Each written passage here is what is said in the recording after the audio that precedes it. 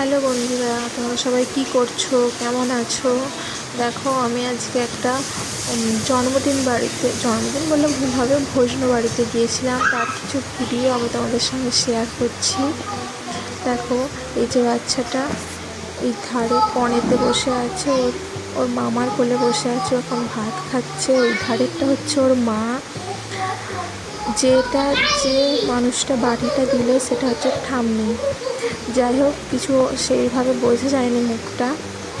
দেখো, বাচ্চাটা কাঁদতে শুরু করে দিচ্ছে। গরমেতে খুব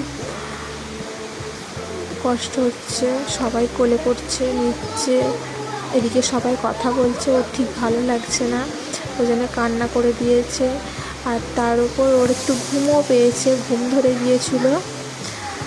দুপুর হয়ে গেছে তো, 1:30 বেজেই গেছে তখন। দুপুরবেলা ঘুমোয় একটু, বাচ্চাটা ঘুম ধরে গেছে, তাকে নিয়ে এরকম করা হচ্ছে। তাই ও কাঁদতে শুরু করে দিয়েছে, কিন্তু ফটো তোলা হচ্ছে বলে দেখো কি সুন্দর দেখাচ্ছে।